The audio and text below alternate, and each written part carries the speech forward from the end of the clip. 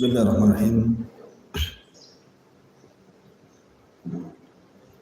Assalamualaikum warahmatullahi wabarakatuh.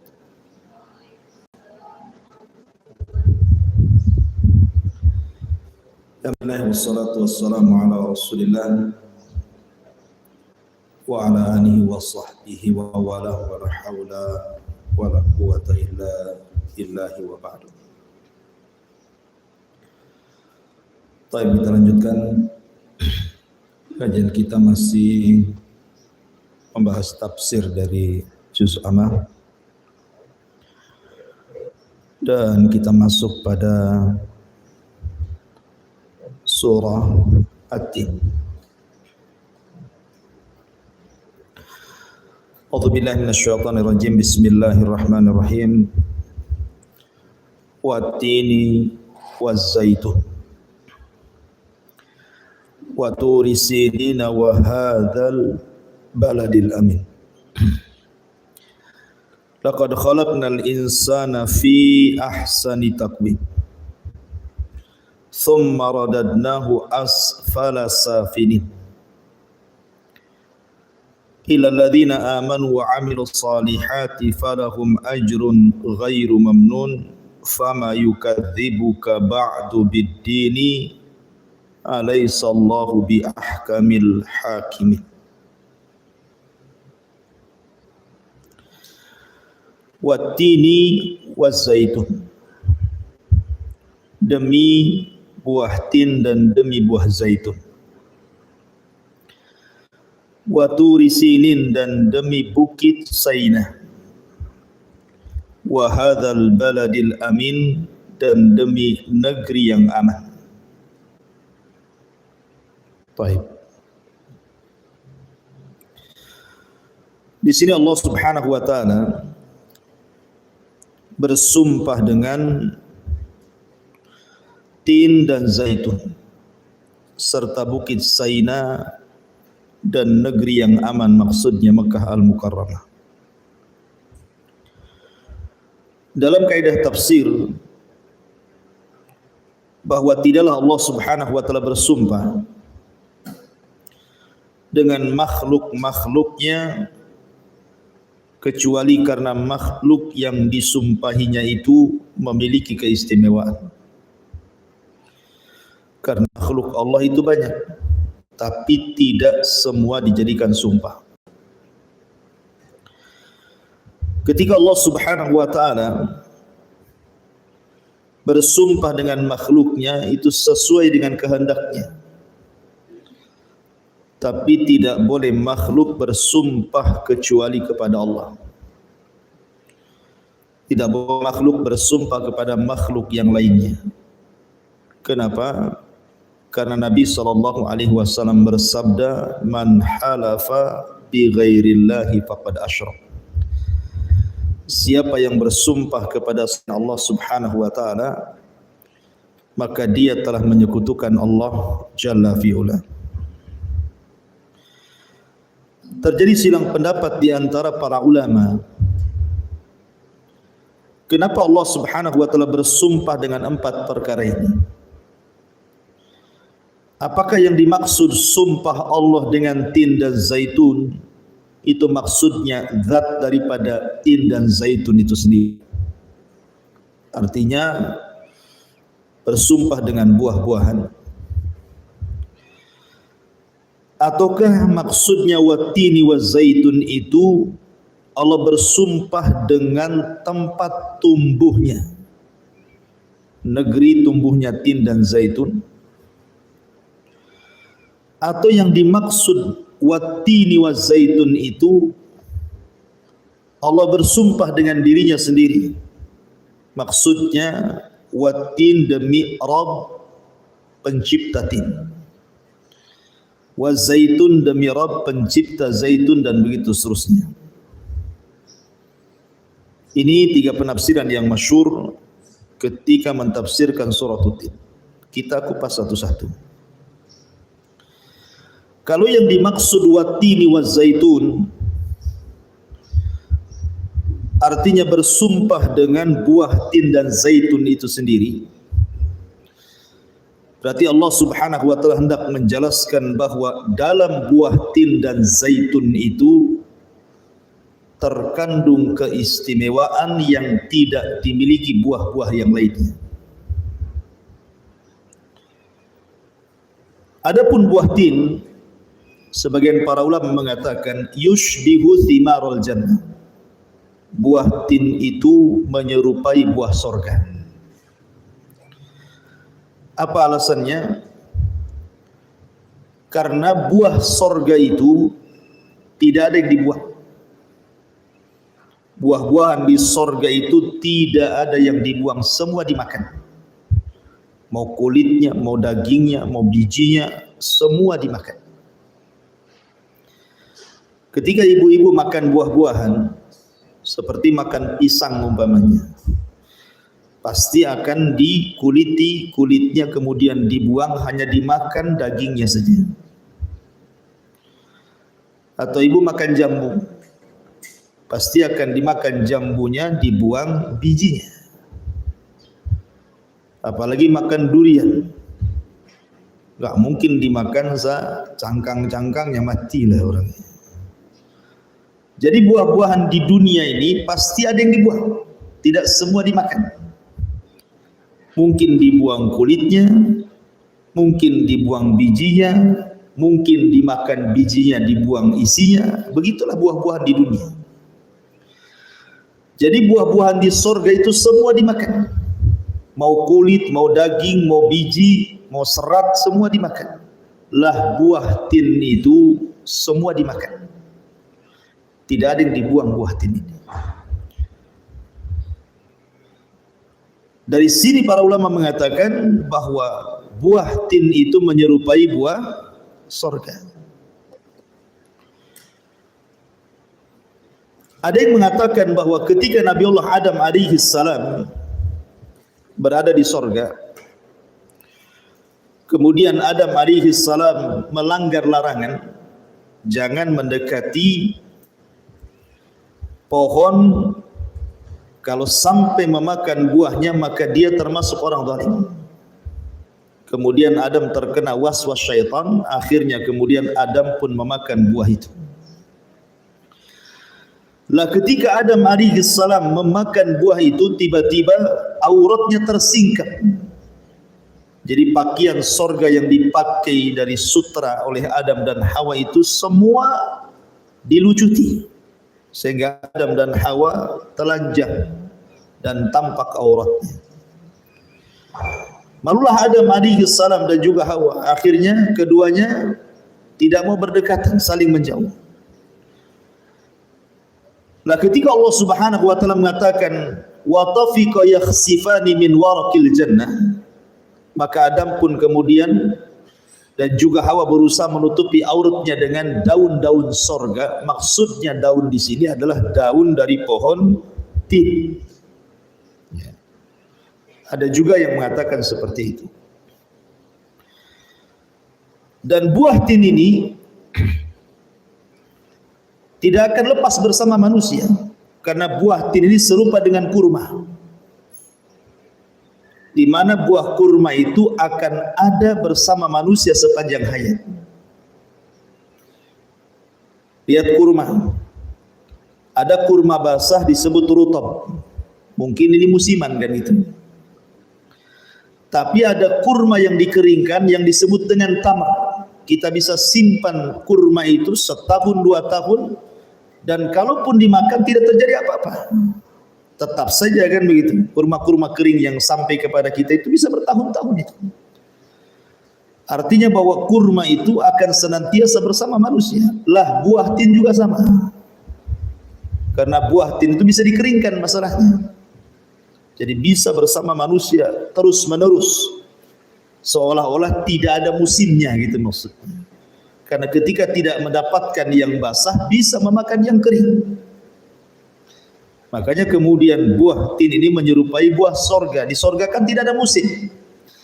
Makanya Allah Subhanahu wa taala mengatakan la maqtu'atin wala mamnu'ah. Buah-buahan di sorga itu tidak ada yang maktu. Maksudnya tidak ada musimnya. Sekali dipetik buahnya kemudian tumbuh lagi buah yang baru, dipetik lagi, tumbuh lagi dengan buah yang baru. Itulah buah-buahan di sorga. Buah-buahan di sorga tidak ada musimnya, bersama manusia terus. Lah, begitu juga buah kurma dan juga buah tin akan bersama manusia karena bisa dikeringkan itu dan bisa dimakan basahnya ataupun keringnya. Kemudian Allah Subhanahu wa taala mengatakan wattin wazaitun, dan juga buah zaitun. Buah zaitun ada zait, ada zaitun. Dibedakan ya. Kalau zait itu minyaknya dari minyak zaitun, itu disebut zait namanya. Kalau zaitun itu buahnya, kalau zait itu minyaknya. Dan buah zaitun itu sama dengan buah tin secara faedah. Artinya dua-dua buah ini menyehatkan badan. Ibu klik saja di Google apa faedah buah tin dan juga buah zaitun dari segi kesehatan. Orang Arab mengatakan hadis wala haraj. Maka ibu akan dapati banyak faedah dari buah-buahan ini dari segi kesehatan. Apalagi zaitun ini luar biasa. Zaitun itu bisa dioles dan bisa diminum. Dan faedahnya luar biasa, menyembuhkan 70 lebih penyakit yang ada pada badan. Kemudian Allah mengatakan waturi sinin, bukit Saina. Ini maksudnya bukan cerita bukit, tapi cerita tentang madu yang ada di perbukitan. Karena madu itu terbagi tiga. Ada yang disebut dengan aslu jabali, madu bukit atau gunung, diambil dari gua-gua, lereng-lereng gitu. Yang kedua ada namanya aslu syajari, madu yang diambil dari pohon-pohonan. Kemudian yang ketiga ada namanya madu peliharaan, yang biasa memelihara tawon itu di kotak-kotak gitu. Dan Allah Subhanahu wa taala menceritakan madu terbaik. Jadi madu terbaik itu kalau diambil dari lereng-lereng bukit dan gunung disebut jabali namanya. Itu madu terbaik di dunia itu kalau diambil dari lereng-lereng, tawon-tawon yang hidup di lereng-lereng itu. Baru kemudian kelas 2, madu yang hidup di pohon-pohon liar, di hutan-hutan liar. Makanya di Batam ini ada orang jual madu disebut madu sialang, gitu ya. Berarti diambil dari hutan sialang sana ya. Madu di hutan-hutan sana. Kemudian baru kelas 3 namanya madu ahli, madu yang memang dipelihara, ya, dikembangbiakkan. Nah itu kelas paling rendah. Ada lagi yang terakhir madu palsu, nah, itu biasanya dari gula. Ya. Jadi di sini waktu di sini maksudnya adalah kembali kepada cerita tentang madu, karena sebelumnya cerita tentang kesehatan, ya kan? Buah tin membawa kesehatan. Kemudian buah zaitun juga membawa kesehatan. Kemudian madu membawa kesehatan. Wa hadzal baladil amin, maksudnya diisyaratkan kepada ma'u zamzam. Karena air zam-zam itu ada di Mekah. Dan air zam-zam itu air yang penuh berkah. Ya. Berarti watini wa zaitun wa turi sinin wa hadzal baladil amin, ini cerita tentang kesehatan. Buah tin, buah yang sehat. Kemudian zaitun juga termasuk apa?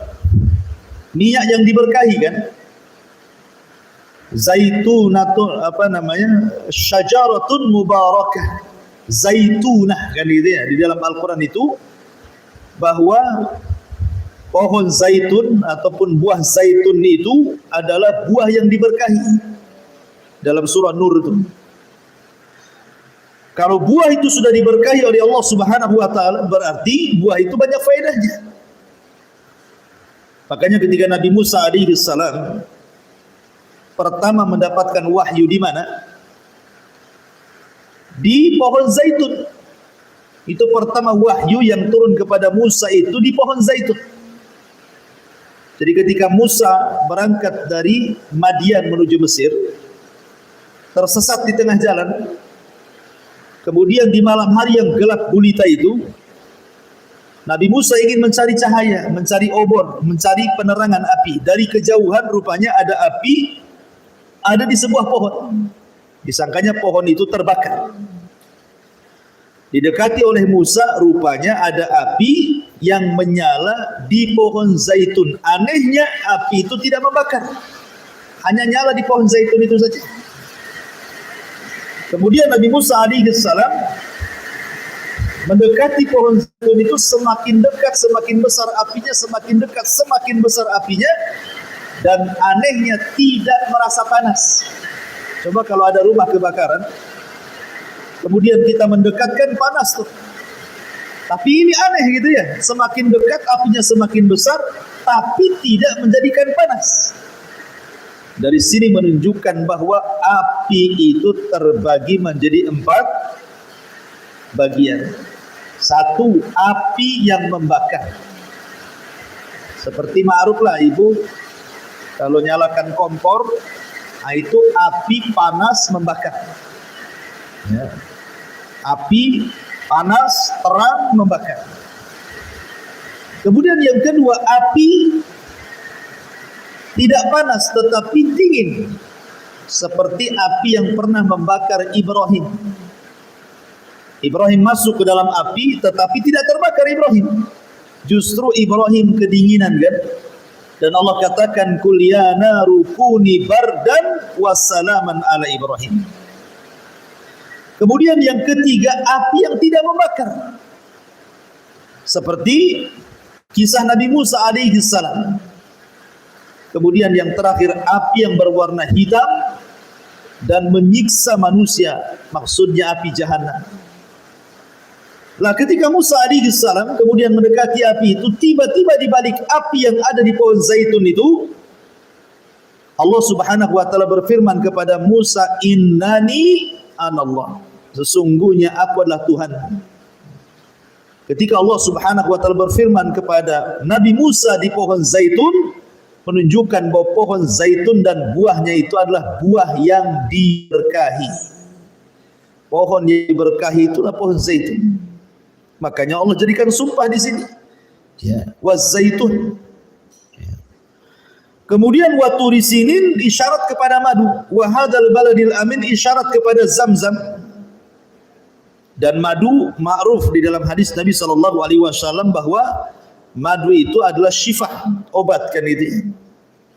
Kemudian air Zamzam juga sama. Coba perhatikan. Watin obat, zaitun obat, madu obat, kemudian air Zamzam obat. Ada yang dimakan, ada yang dioles, ada yang diminum, ada yang bisa untuk mandi, ada yang bisa untuk ruqyah. Kalau 5 perkara ini ada pada orang yang sakit, sembuh dia. Karena lengkap kan perobatannya di sini kan. Watin, buah tin dimakan, ya kan. Zaitun dioles, ada yang diminum, ya. Kemudian madu diminum. Kemudian Zamzam bisa untuk mandi, bisa untuk minum. Berarti lengkap di sini kan. Ada yang diminum, ada yang dimakan, ada yang dioles, ada yang buat mandi, ada yang dijadikan ruqyah. Ruqyah air Zamzam. Untuk ruqyah kan itu.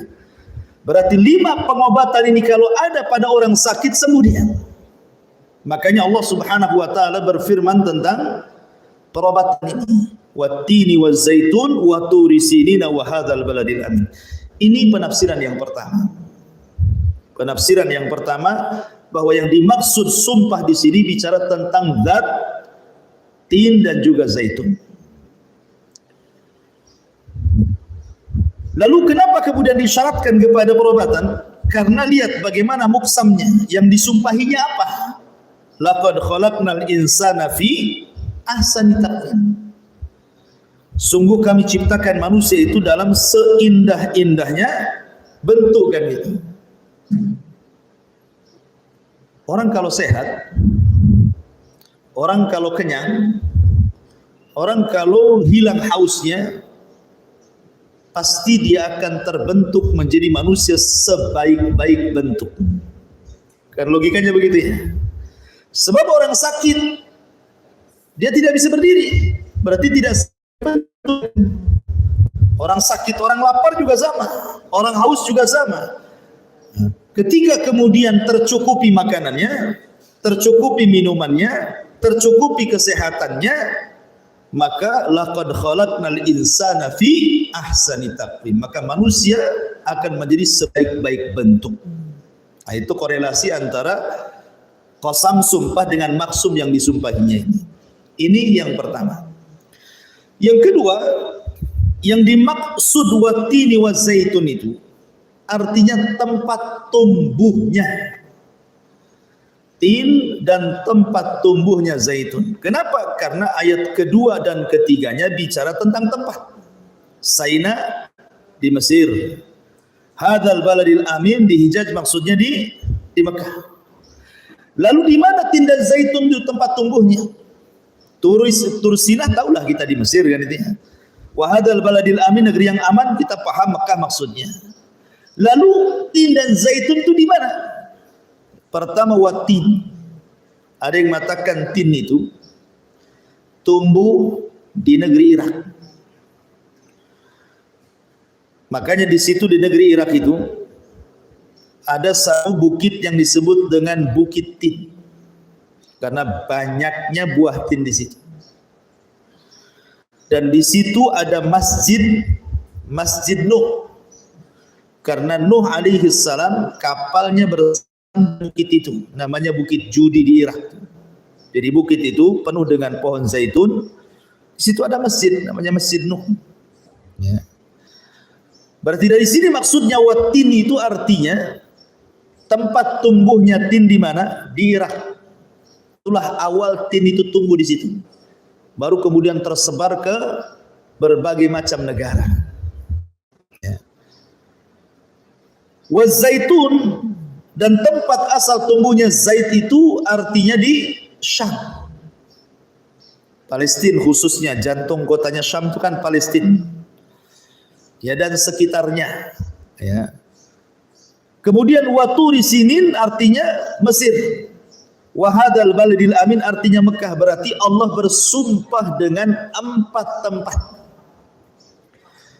Pertama dengan Irak, kedua dengan Syam, ketiga dengan Mesir, keempat dengan Mekah Al-Mukarramah. Kenapa Allah Subhanahu wa taala bersumpah hanya dengan 4 tempat ini saja? Kan tempat itu banyak. Kenapa Indonesia nggak ada satupun yang disebut? Kalimantan kah gitu ya, Batam kah, kok nggak disebut gitu ya? Kenapa kemudian hanya 4 tempat ini saja? Karena Allah Subhanahu wa taala memuliakan 4 tempat ini melebihi tempat-tempat yang lainnya. Karena tadi saya katakan di awal mukaddimah bahwa kaidah tafsir mengatakan tidaklah Allah bersumpah dengan makhluknya kecuali makhluk itu punya kemuliaan yang tidak dimiliki yang lainnya. Berarti ketika Allah bersumpah dengan Irak, dengan Syam, dengan Mesir, dengan Mekah, berarti memang 4 tempat ini memiliki kemuliaan yang tidak dimiliki yang lainnya. Baik, kita jelaskan apa yang Allah berikan sehingga tempat ini menjadi tempat yang mulia. Pertama, bahwa 4 tempat ini adalah 4 tempat turunnya wahyu. Wahyu Allah itu hanya turun di 4 tempat ini. Kemudian yang kedua nanti saya ceritakan. bahwa empat tempat ini adalah tempat ulul azmi minar rusul. Tempat-tempat rasul-rasul pilihan dan juga para nabi. Jadi tempat turunnya wahyu dan tempat diutusnya para rasul dan juga para nabi. Pertama Wattin, Irak. Di Irak ada siapa? Pertama Nuh alaihi salam. Dan Nuh adalah rasul pertama. Ketika Nuh rasul pertama, maka wahyu yang pertama turun di Irak kepada Rasul Nuh alaihi salam, karena dia awal rasul masalahnya. Yang kedua Ibrahim. Ibrahim itu lahir di Babylon. Di mana Babylon? Irak. Tempat lahirnya Ibrahim, tempat besarnya Ibrahim, tempat dakwahnya Ibrahim. Sebelum hijrah ke Palestina dan ke Mesir, kemudian ke Saudi, ke Mekah. Dan turun padanya suhuf Ibrahim. Inna hadza la fi suhufil ula suhufi Ibrahim wa Musa. Berarti sudah ada dua ulul azmi di sini kan? Nuh, Ibrahim ada di Irak. Di situ turun risalah kepada Nuh dan turun suhuf Ibrahim kepada Ibrahim.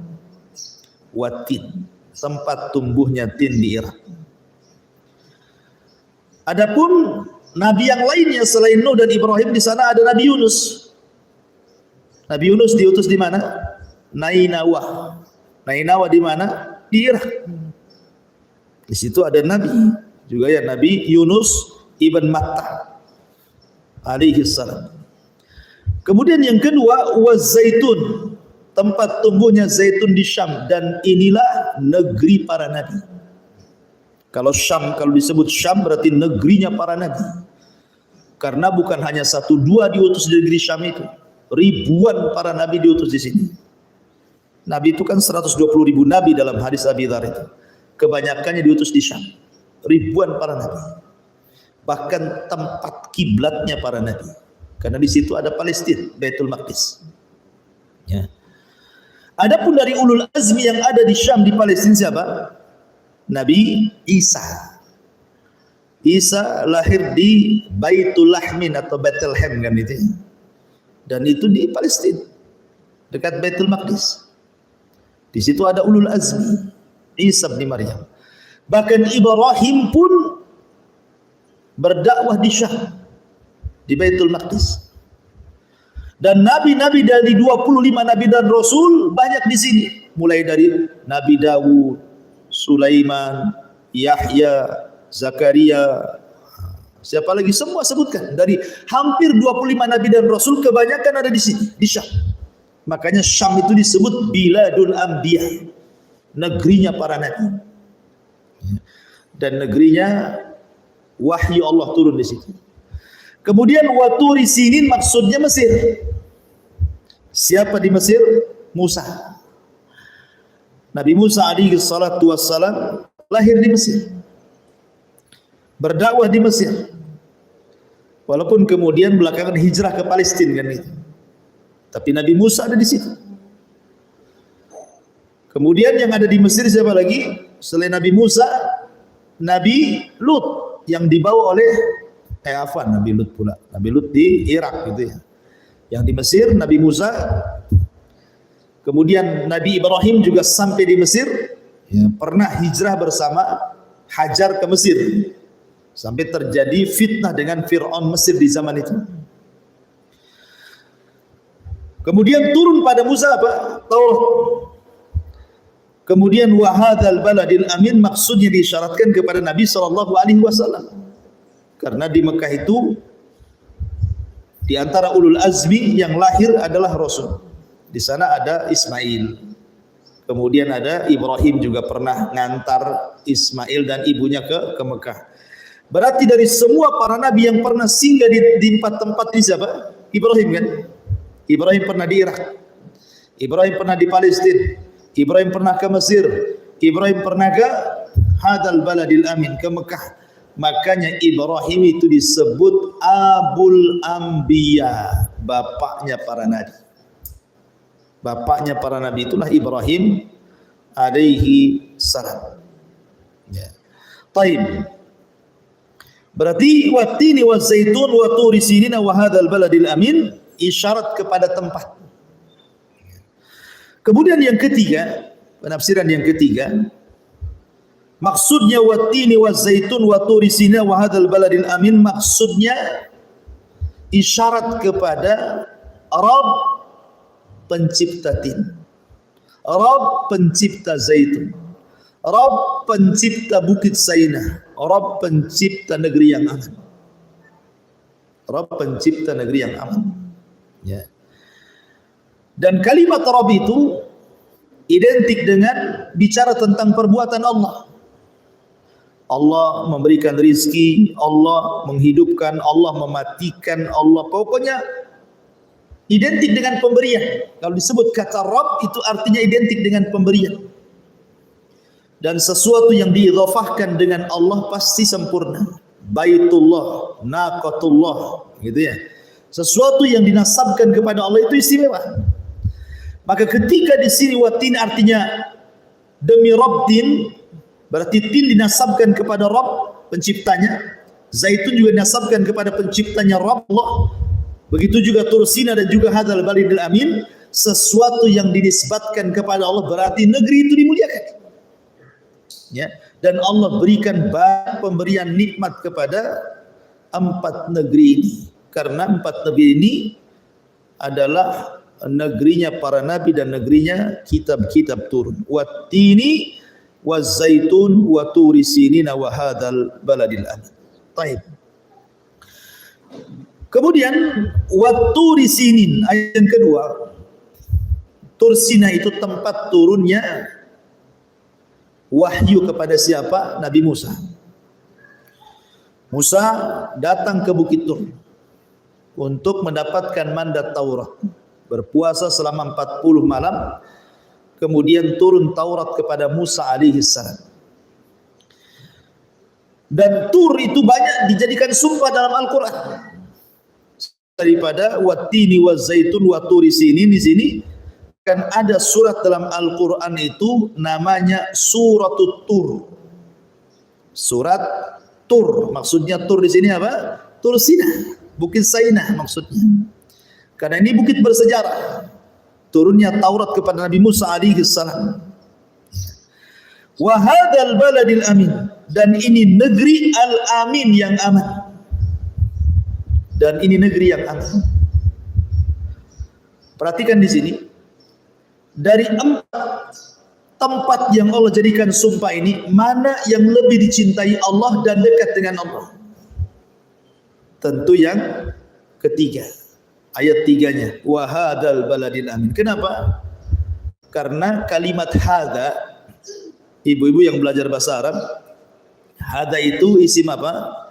Isim isyarat. Isim isyarah, mengisyaratkan sesuatu. Hadza itu lil qarib atau lil ba'id? Lil qarib, dekat. Hadza tilk, gitu ya. Kalau dekat ini disebut hadza, kalau jauh tilka, nah gitu ya. Berarti hadza itu isyarat, ismul isyarah lil qarib, artinya isim isyarat untuk jarak dekat. Barangnya ada di depan kita. Kalau jauh bukan pakai hadza, salah ya bahasa Arabnya. Ketika Allah Subhanahu wa taala mengisyaratkan dengan isim isyarat dan menggunakan lil qarib untuk jarak dekat, menunjukkan bahwa Allah lebih cinta kepada negeri Mekah. Ya, karena lebih dekat dengan Mekah. Mana dalilnya? Ketika Nabi SAW diusir dari Mekah dan hijrah ke kota Madinah. Sebelum Nabi SAW meninggalkan tanah haram, apa kata Nabi SAW? Wallahi innaki la atyabuki biladan wa ahabbuki biladan. Demi Allah, bersumpah Rasul itu kepada Mekah ini, demi Allah engkau itu negeri yang paling atyab. Atyab itu menggunakan ismu tafdil, yang paling baik di dunia dan yang paling dicintai Allah Subhanahu wa taala. Jadi dari 4 negeri yang dijadikan sumpah, yang paling baik dan yang paling dicintai Allah adalah negeri Mekah. wa hadzal baladil amin. Dan Rasul juga mengatakan seperti itu, yang paling dicintai Allah Azza wa Jalla. Kenapa?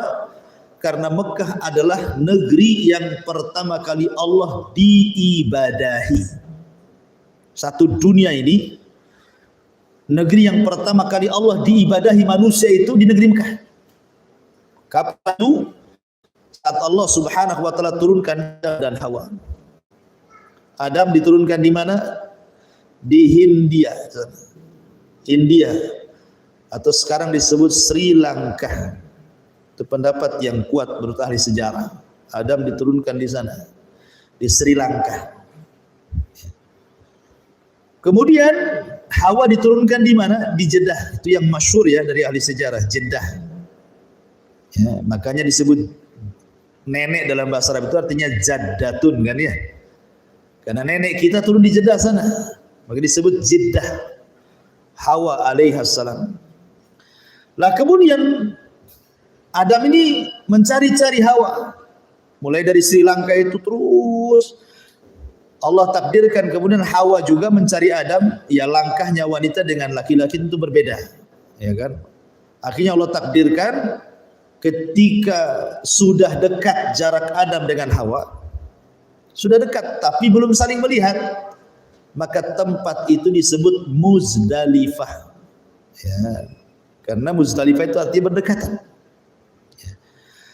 Kemudian akhirnya keduanya berjalan dari Muzdalifah, ketemu pula di Arafah.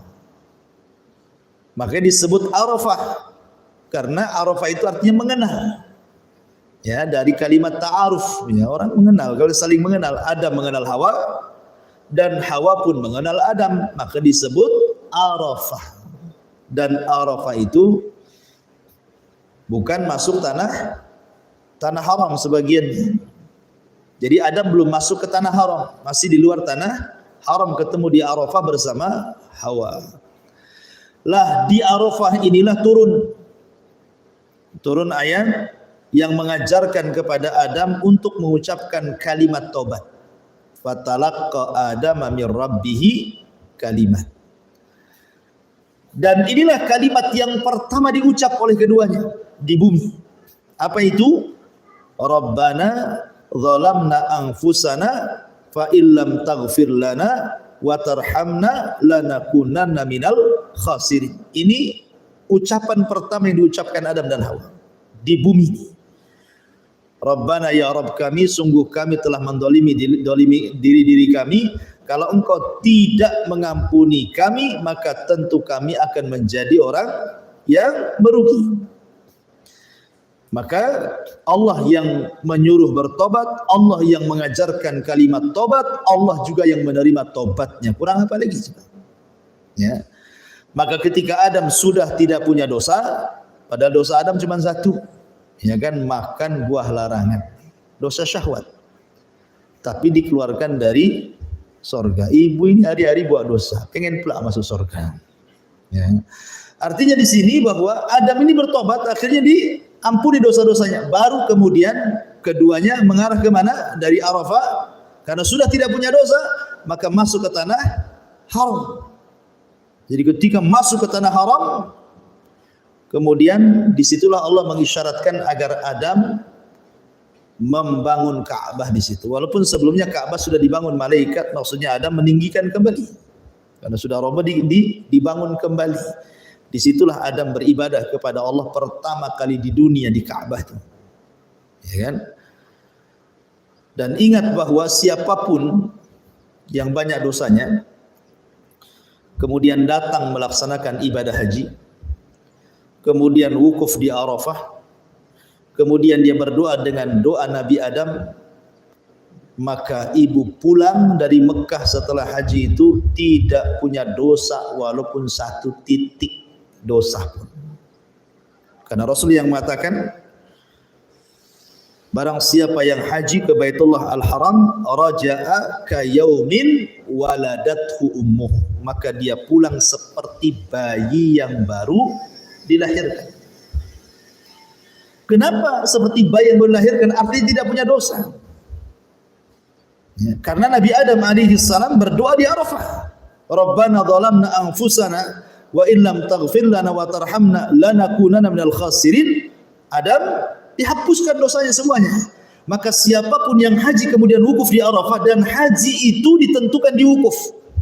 Makanya ada istilah al-hajju al-arafah. Haji itu ditentukan dengan wukuf di Arafah.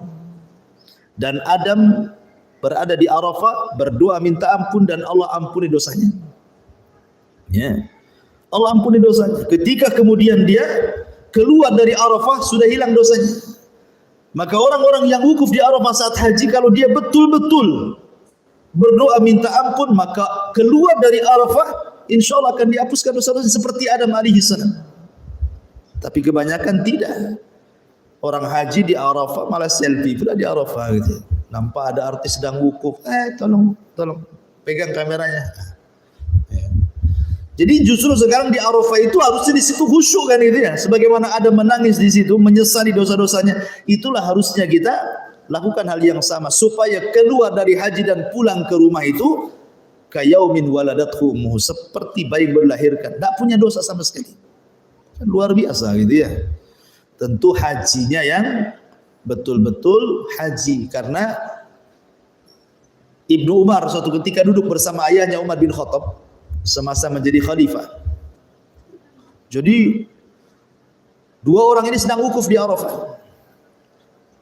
Melihat ribuan kaum muslimin yang numplak di Arafah. Abdullah bin Umar takjub dan mengatakan kepada ayahnya Umar bin Khattab, alangkah banyaknya haji ini wahai ayah. Tidak seperti di zaman Nabi, luar biasa. Kemudian Umar mengatakan, ya, yang haji banyak, tetapi yang untuk Allah sedikit, katanya. Itu di zaman Umar tuh ngomong begitu. Di zaman Umar di zaman sahabat. Masa Umar ngomong begitu? Itu di zaman keemasan yang Nabi SAW mengatakan khairun nasi qarni, baik-baik generasi adalah generasi aku dan sahabatku kan. Umar mengatakan yang haji banyak, yang haji banyak, tapi yang untuk Allah sedikit. Di zaman itu ya. Kalau di zaman sekarang ya wallahu alam kan itu ya. Di zaman itu memang ibadahnya luar biasa, keikhlasannya luar biasa, perjuangannya luar biasa. Untuk haji saja dari Syam itu bertahun-tahun mereka harus sampai situ kan itu. Nggak ada kendaraan, lewat laut macam-macam. Ya. Apalagi zaman sekarang. Mungkin layaklah ucapan Umar itu kalau diucapkan di zaman sekarang, karena umumnya orang haji di zaman sekarang memang jarang yang lillah. Kalau memang betul-betul lillah, minimalnya ya asal ibadah itu kan sirriyah.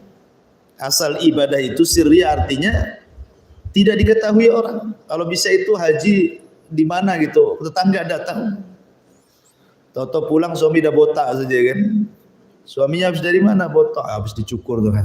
Jadi dia mengikhlaskan niat ini enggak, mulai dari berangkat sampai pulang semua ada dokumentasinya. Kalau kau enggak percaya aku haji nih, tengok, ini suamiku nih samping saya nih.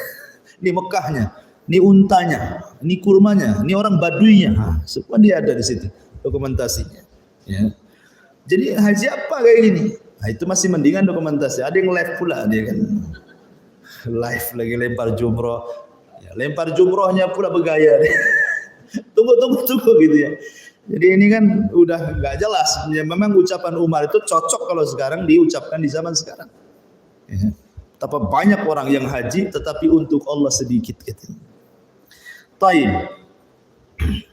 Wa hadzal baladil amin, kalimat al-amin aman. Maksudnya aman, negeri yang aman itu maksudnya aman dari apa? Kenapa Mekah disebut negeri aman? Kenapa tidak kalimat aman dinasabkan ke Irak, dinasabkan ke Syam atau dinasabkan ke Mesir? Kenapa hanya dinasabkan ke Mekah? Kan ini kan 4 tempat. Kenapa hanya Mekah saja disebut al-amin, aman? Kata para ulama, aman di sini terbagi menjadi beberapa bagian. Pertama, al-amnu minal khauf. Negeri yang aman dari rasa takut. Hajar dan juga Ismail bayi kecil ketika itu diletakkan oleh Ibrahim fi wadin ghairi dizar'in, di sebuah lembah yang tidak ada tanaman, tumbuhan, tidak ada binatang, tidak ada minuman, tidak ada apapun. Ya, hanya lembah padang pasir Sahara, kering kelontang, panas luar biasa dan menakutkan. Ya. Ditinggal berdua di tengah-tengah padang pasir lembah lagi. Tiba-tiba ditinggal Adam. Takut ini Hajar ini, ketakutan. Hanya karena yakin kalau ini perintah Allah, dia tawakal yang kuat dan mengatakan apa? Idzan lan yudayyi'un Allah. Kalau memang ini perintah Allah, sudahlah, tinggalkan aku pergi kamu. Itu kan tawakal kuat. Enggak ada yang bisa menjangkau tawakalnya Hajar, enggak bisa. Siapa zaman sekarang? Jangan lagi perempuan, laki-laki aja enggak bisa setawakal Hajar. Seandainya umpamanya, makanya kan harus dilatih dulu. Ini kan enggak dilatih. Kalau tentara sebelum diletakkan di hutan itu kan dilatih makan ular gitu ya. Ya makan apa, dilatih dulu, betul-betul dilatih. Sehingga ketika terjadi perang di hutan itu udah terbiasa kan. Ini Hajar nggak dilatih kayak gitu, langsung diletakkan di situ saja. Kalau ada orang yang baru pertama masuk tentara diletakkan di hutan gitu saja, stres lah dia, nggak terlatih. Yang terlatih aja bisa stres, apalagi belum terlatih, gila lah kan itu. Artinya bahwa ini tawakal yang luar biasa. Tetapi Allah Subhanahu wa taala berikan keamanan kepada Hajar. Ketika dia sa'i antara Safa Marwah mencari air, rupanya sudah 7 putaran enggak dapat, Ismail menangis. Tiba-tiba kemudian Hajar mendekati Ismail, tiba-tiba di sampingnya ada Jibril. Jibril ini menggerakkan kakinya Ismail untuk memukulkan di bumi itu. Tiba-tiba muncrat air kan dari kakinya Ismail itu. Nah, langsung kemudian Hajar karena saking bahagianya dibendunglah. Dalam kalau kita ada tanah begini, nah, di bendung-bendungnya itu disebut zam. Zam. Akhirnya membulat. Nah, maka air itu sampai hari itu disebut zam. Karena zam itu artinya membendung. Ada tanah dikeruk, dikeataskan pakai tangan tuh sampai akhirnya membentuk kolam. Zam. Akhirnya jadilah air itu air zam-zam sampai hari ini.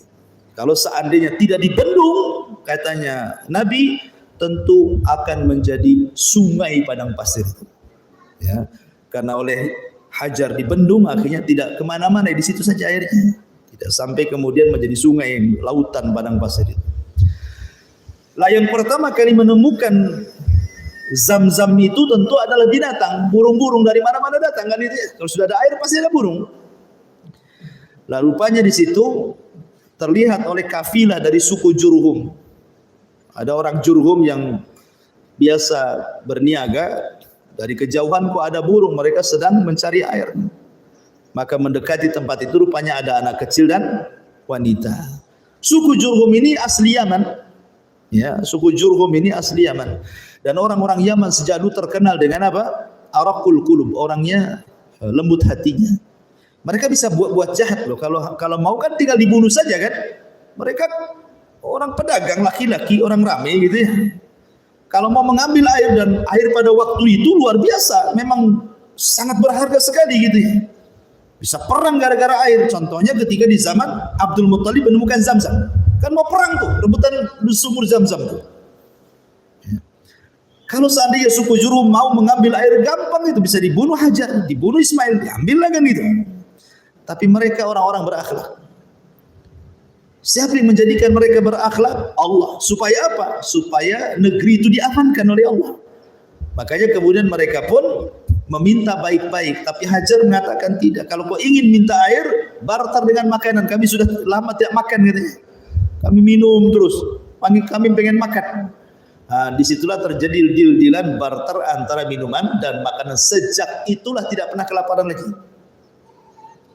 Ya, karena banyak lalu lalang kafilah, akhirnya apa? Barter makanan. Nah, sudahlah punya penghasilan di situ dengan jual air Zam-Zam itu.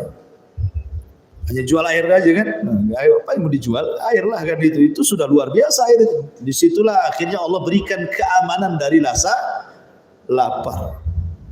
Falyabudu rabb hadzal bait alladzi at'amahum min ju' wa amanahum min khauf. Akhirnya kemudian suku Jurhum lama-lama minta izin sama Hajar kan untuk tinggal di situ. Nah, akhirnya suruh tinggal di situ. Kalau sekarang dijual kapling-kapling lah, di kapling-kapling. Nah, ini satu kapling dijual lagi satu kapling gitu ya. Ya bukan dijual lah, diizinkan, akhirnya jadi perkampungan kan, namanya perkampungan Jurhum. Inilah penguasa pertama negeri Arab. Tambah bergabung dengan mereka, dan bisa bahasa Arab, makanya Ismail disebut musta'rab, bukan orang Arab tapi pasti bahasa Arab. Karena terpengaruh dengan suku Jurhum dan menikah juga dengan wanita Jurhum. Walaupun yang pertama gagal karena tidak berakhlak, kemudian menikah dengan wanita yang kedua, baru mendapatkan wanita salihah dan dari keturunannya lahirlah Nabi sallallahu alaihi wasallam. Ya. Artinya yang dimaksud di sini hadal baladil amin, maksudnya aman dari rasa takut. Yang tadinya hajar ketakutan, Allah berikan keamanan. Datang suku Jurhum dengan barter makanan dan Zam-Zam, berakhir dengan jadi kampung di situ.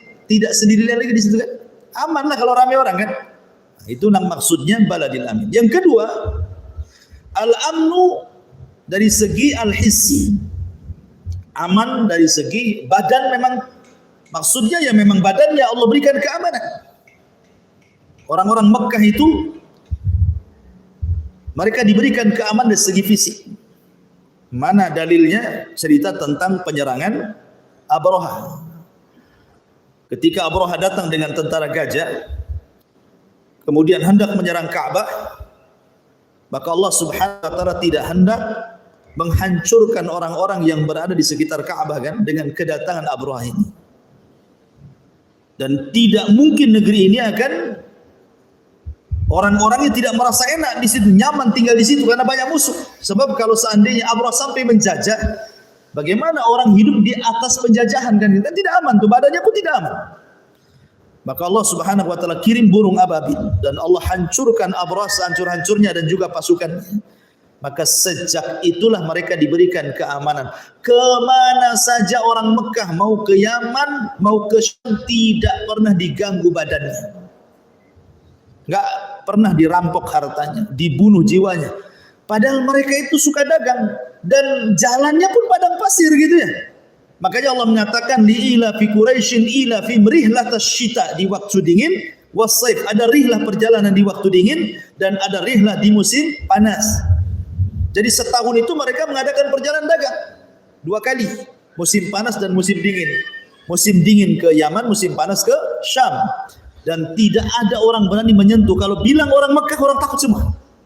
Kenapa? Karena keyakinan mereka dulu itu kan masih percaya dengan macam-macam gitu ya. Takut kalau nyakiti orang Mekah itu datang burung akan melempar dengan batu, kemudian terjadi seperti yang terjadi kepada Abraha. Itu yang kemudian orang Mekah betul-betul fisiknya aman kemana-mana. Nah ini juga akibat daripada negeri yang aman, sampai fisik-fisiknya orang-orang Mekah itu aman.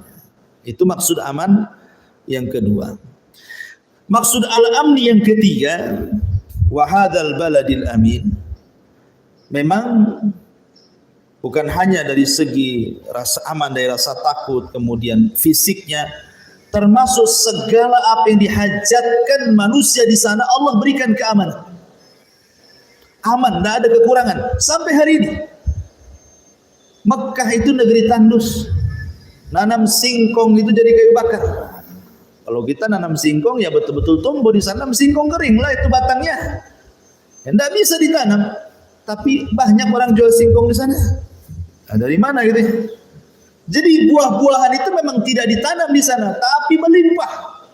Luar biasa penduduknya. Apapun yang dihajatkan kita di sini dari buah-buahan ada semua di sana. Bahkan lebih ranum lagi, lebih besar lagi, lebih enak lagi, lebih segar lagi. Karena apa? Allah berikan kecukupan dan itu makna baladil amin. Makanya disebutkan negeri yang aman. Wa hadzal baladil amin. Dan kenapa negeri ini dimuliakan? Karena di situ ada Ka'bah. Ya, di situ ada Ka'bah dan Ka'bah itu kiblatnya kaum muslimin, kita kiblat kita semuanya. Di situ ada Ka'bah jadi mulia. Ya. Lalu kalau kita cerita Ka'bah Bu ya, Ka'bah itu kan pernah dihancurkan beberapa kali dalam dunia Islam ya. Kita jangan cerita Abraha itu kan orang kafir. Ya. Tapi dalam dunia Islam itu Ka'bah pernah dihancurkan. Siapa yang menghancurkan Ka'bah? Abdullah ibn Zubair. Abdullah ibn Zubair, putra Zubair ibn Awam, suami daripada Asma putra Abu Bakar, ya kan? Dan itu keponakannya Aisyah radhiyallahu anha, Abdullah bin Zubair. Dengan sebab itulah Aisyah disebut Ummu Abdillah, ya kan? Kunyahnya Aisyah itu siapa? Ummu Abdillah. Dia kan tidak punya anak Abdullah. Lalu dari mana munculnya Abdullah? Dari Abdullah bin Zubair. Karena waktu Abdullah bin Zubair kecil itu suka digendong Aisyah. Dan dia keponakannya. Karena dia putra daripada Asma, putri Abu Bakar. Aisyah juga putri Abu Bakar. Asma menikah dengan Zubair bin Awam. Dan Zubair bin Awam itu 10 sahabat yang dijadikan masuk surga. Lahirlah Abdullah ibn Zubair. Aisyah suka tuh dengan Abdullah Zubair karena lucu. Maka orang-orang memanggil Aisyah dengan Ummu Abdillah. Lah saat Muawiyah bin Abi Sufyan berkuasa, raja pertama ya, kekhilafan Khulafaur Rasyidin itu 30 tahun. Diawali Abu Bakar, Umar, Utsman, Ali dan putranya Ali Hasan bin Ali. 30 tahun. Itu disebut masa fase Khulafaur Rasyidin. Setelah masa fase Khulafaur Rasyidin 30 tahun ada namanya Mulkun Warahmah, masa kerajaan. Udah enggak ada lagi Khulafaur Rasyidin, yang ada kerajaan tapi diliputi rahmat. Raja pertama siapa? Muawiyah ibn Abi Sufyan. Muawiyah kemudian meninggal, diteruskan anaknya Yazid bin Muawiyah.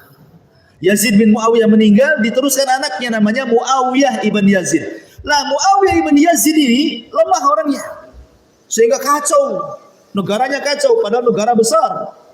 Disitulah Abdullah ibn Zubair memproklamirkan diri jadi khalifah di Madinah. Semua orang berbaiat. Maka akhirnya dia pun sempat berkuasa bagi kaum muslimin dan sah kepemimpinannya karena dibaiat banyak orang. Abdullah bin Zubair ini.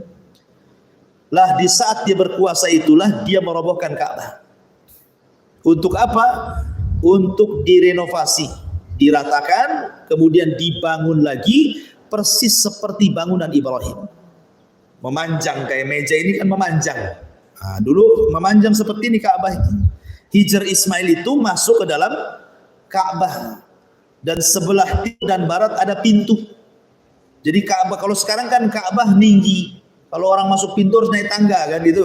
Kalau dulu enggak, pintu itu sama dengan tanah. Sebelah barat ada pintu, sebelah timur ada pintu, pintu masuk dan pintu keluar, dan semua orang boleh masuk. Mau orang miskin, mau orang kaya, mau pejabat, mau menteri, pokoknya semua orang masuk, bisa. Mau perempuan, laki-laki keluar masuk. Memang betul-betul Abdul Zubair dibangun seperti keinginan Nabi. Tapi kan tidak terlaksana di zaman Nabi kan. Nabi hanya ngomong saja sama Aisyah. Aku itu pengen merobohkan Ka'bah, kata Nabi. Aku jadikan seperti bangunan Ibrahim. Kalau bukan karena takut akan fitnah kepada kaumku, sudah kurobohkan, kata Rasul. Tapi sampai Rasul meninggal tidak terjadi kan. Baru terjadi di zaman Abdullah ibn Zubair. Persis seperti bangunan Ibrahim. Ya, karena Ka'bah sekarang ini bukan bangunan Ibrahim, bangunan ala Quraisy. Dengan mengeluarkan Hijr Ismail. Hijr Ismail itu bagian Ka'bah. Ya. Tiba-tiba setelah penyerangan Hajjaj ibn Yusuf di bawah kekuasaan Abdul Malik ibn Marwan dari Syam, kalahlah Abdullah bin Zubair, dibunuhlah oleh Hajjaj ibn Yusuf. Abdul Malik ibn Marwan tidak sampai riwayat tentang masalah Rasul yang menginginkan menghancurkan Ka'bah dan membangun kembali seperti Ibrahim. Tidak sampai hadis ini kepada siapa? Abdul Malik ibn Marwan. Disangkanya Abdullah bin Zubair pandai-pandai dirobohkan Ka'bah. Diperintahkanlah Hajjaj ibn Yusuf dirobohkan lagi. Dibalikin semula lagi bangunannya. Itulah maksudnya. Artinya 2 kali perubahan Ka'bah ya di dunia Islam maksudnya. Ya, dirobohkan, dibangun lagi sama Hajjaj. Malah seperti bangunan Quraisy lagi. Apa alasannya orang-orang Quraisy kok tidak memasukkan Hijr Ismail? Bukan tidak memasukkan, orang-orang Quraisy itu mau memasukkan, cuman dananya terbatas. Karena waktu itu orang-orang Quraisy menganggap tidak boleh masuk dana haram.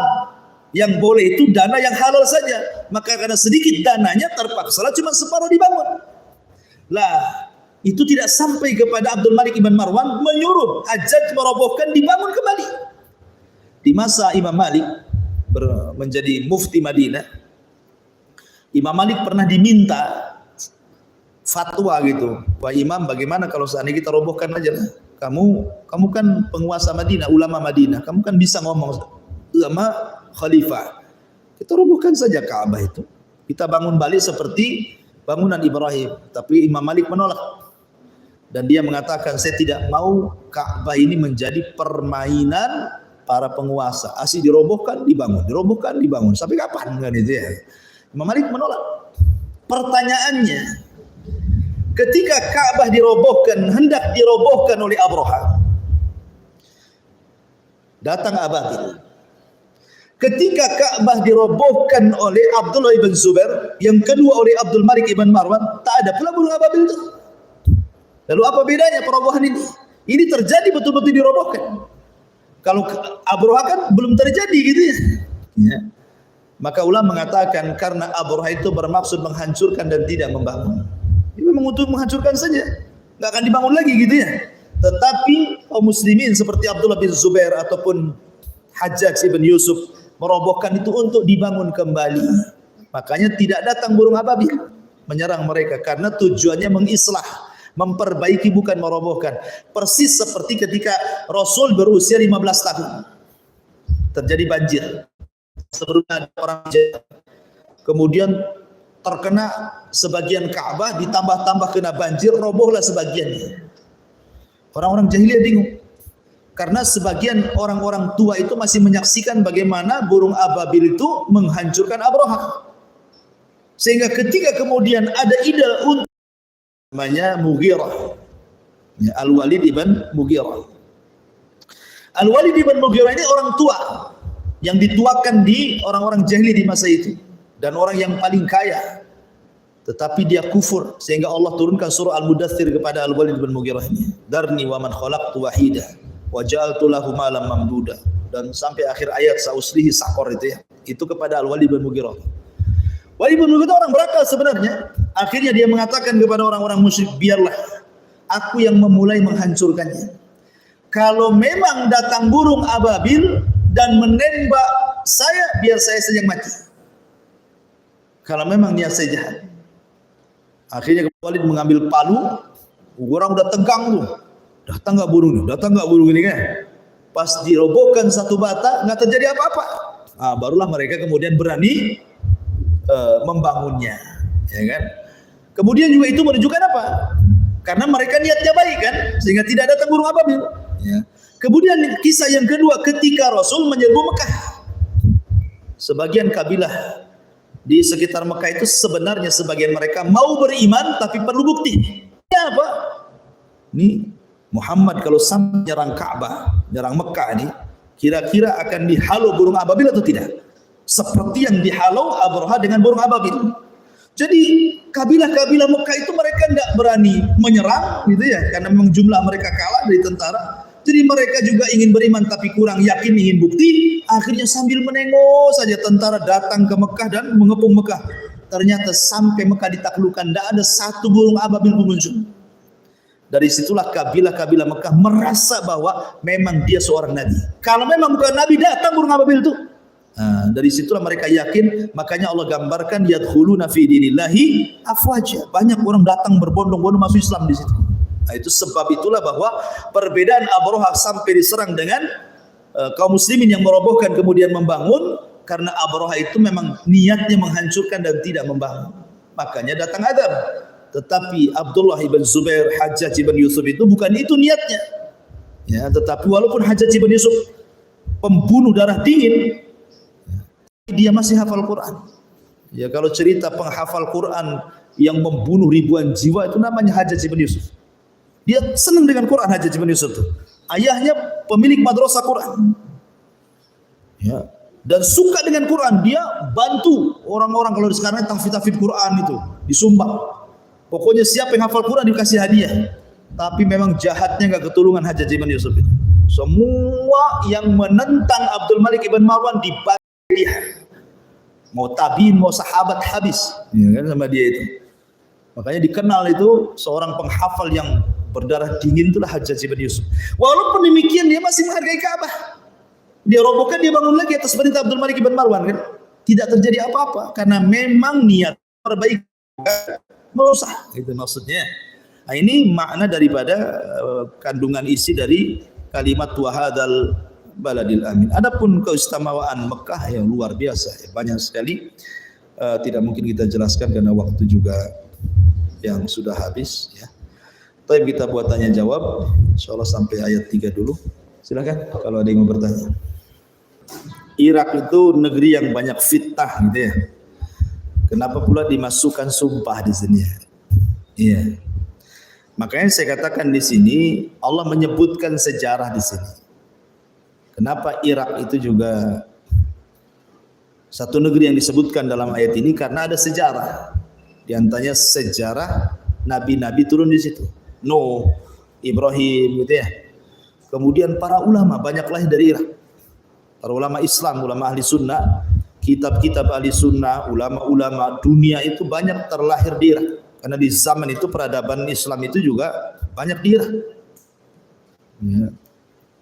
Irak itu dulu negeri yang penuh dengan ilmu di zaman dulu itu. Ya, jadi memang peradaban. Tapi Nabi SAW memang mengisyaratkan di akhir zaman bahwa fitnah itu akan muncul dari tanduk syaitan, maksudnya Irak. Dan sekarang kan sudah terbukti.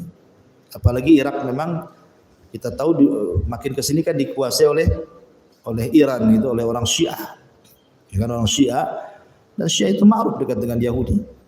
Dan kita tidak heran kalau Iran itu memang dikuasai orang-orang Syiah yang notabene mereka juga dekat dengan Yahudi, karena memang di akhir zaman sendiri Dajjal akan keluar di situ, di tempat di mana orang-orang yang cokol, di mana Asfahan Iran kan itu.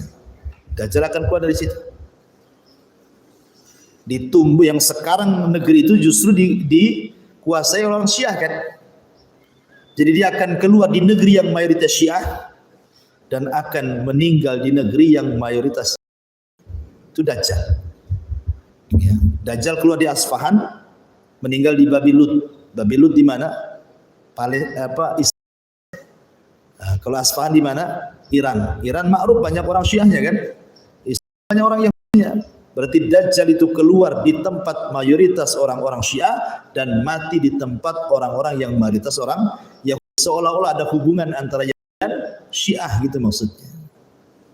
Ya, itu kan di akhir zaman. Kalau kita lihat sejarah Irak luar biasa. Allahu a'lam. Neraka dibuka tiap hari kecuali Ramadan ditutup. Iya, guys. Itu maksudnya bukan maknawi, bukan. Betul-betul hissi, memang pintunya. Makanya Rasul itu menyebutkan dalam sebuah riwayat dengan menggunakan sighah mubalaghah. Futihat, ghulliqat, pakai tasdid, bukan futihat. Futihat, bukan ghuliqat, bukan. Futihat, ghulliqat gitu ya. Pakai ada tasdidnya tuh. Apa bedanya? Artinya betul-betul dibuka selebar-lebarnya gitu maksudnya. Bukan hanya dibuka saja, betul-betul dibuka gitu maksudnya. Neraka betul-betul ditutup serapat-rapatnya. Pintu, karena dulu aja punya pintu. Surga itu punya 3 pintu. Pintu luar dan itu jumlahnya 8. Ada pintu sholat, pintu zakat, pintu royan untuk puasa, pintu ini, pintu macam-macam lah, ada 8 pintunya. Ada pintu yang menghubungkan surga pertama dengan surga kedua. Karena antara surga yang paling atas itu memungkinkan ziarah ke surga yang paling bawah, dan orang bawah tidak mungkin ziarah ke atas. Ya kan? Kemudian ada pintu yang menuju istana. Nah, itulah pintu-pintu surga. Ya. Lah 8 pintu itu dibuka oleh Allah. Semua dan surga yang rendah, yang mungkin umpamanya surga yang rendah, ada lagi di atas. Melihat surga yang di bawah itu nggak punya keinginan, malas saya gitu. Karena dia sudah dapat yang utama gitu ya. Yang di atasnya juga begitu. Nah, itulah menunjukkan keadaan Allah. Jadi nggak ada iri melihat orang lain itu maksudnya. Ya. Dan dia tidak bisa melihat ke atas sehingga seolah-olah dialah yang paling nikmat di situ, gitu maksudnya. Tapi kalau melihat ke bawah dia bisa. Dan dia bersyukur dia diberikan tingkatan yang jauh lebih baik dibandingkan di bawah. Makanya perkumpulan di surga itu di mana? Di surga yang paling rendah. Makanya surga yang paling rendah itu ketika masuk ke dalam surga seolah-olah dia jadi raja di situ.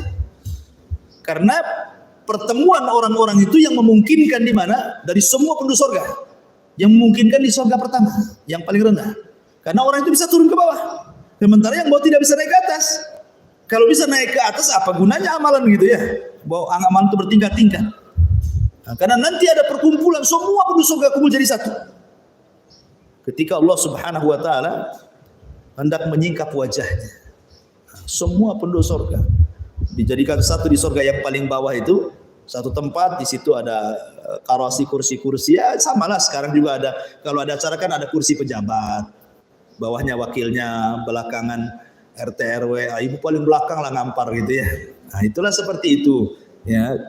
Jadi di sorga juga pertama para nabi, ya, para siddiqin, nanti kursi kedua, para syuhada kursi ketiga, orang-orang soleh, ya mungkin kita ya. Tapi ngamparnya di sorga kan beda dengan ngampar di teras, karena terasnya sorga saja lebih indah daripada istana di dunia. Gak apa-apa, ibu sampai terasnya aja gak apa-apa. Ya, itu terasnya udah luar biasa. Allahu a'lam. Ya betul-betul di pintu dibuka, betul-betul dibuka. Apanya? Orang yang meninggal, mereka bolak-balik masuk surga. Lihat amalannya. Kalau dia para syuhada, ruhnya itu akan dibolak-balikan masuk surga dengan burung surga. Nanti ditaruh di kendil-kendil, ya kan? Adapun orang-orang saleh ya di bawah-bawah pohon. Ada juga orang yang ruhnya sama sekali tidak masuk ke surga. Macam-macam itu khilaf masalah ulama ya. Masalah apakah yang jelas bahwa ruhnya orang-orang yang dikubur itu memungkinkan keluar masuk surga. Ya, karena ada hadisnya tentang ruh syuhada itu ya, di mana dibawa oleh burung kemudian diletakkan di kendil-kendil di bawah arsy Allah Subhanahu wa taala. Adapun orang-orang saleh digantungkan di pohon-pohon. Jadi memang makanya surga itu ada 3. Ada surga dunia, ada surga di alam barzah, ada surga kelak di akhirat setelah padang mahsyar. Surga dunia itmi'nanul qalbi, ketenangan hati, itulah surga. Surga dunia itu ya ketenangan hati. Kalau ibu tenang, tidak takut besok makan apa, minum apa gitu ya. Tidak takut suaminya macam-macam, tidak takut anaknya macam-macam, tidak takut tetangganya kurang ajar. Aman, tidak takut rumahnya bocor. Aman, tidak takut kendaraannya mogok. Aman semuanya, itu surga. Itulah ketenangan hati. Surga kedua, alam barzah, disebut dengan nikmat kubur. Itulah surga kedua. Kita akan merasakan nikmat yang jauh lebih nikmat dibandingkan di atas bumi. Surga ketiga, itu paling nikmat. Surga yang sesungguhnya. Makanya Imam Abdul Qayyim mengatakan, "Malam yadkhulil jannah fid dunya lam yadkhulil jannah fil akhirah." Siapa yang tidak masuk surga dunia, dia tidak akan masuk surga akhirat. Dan di antara 2 surga ada surga lagi yang disebut nikmatul kubur itu. Wallahu a'lam.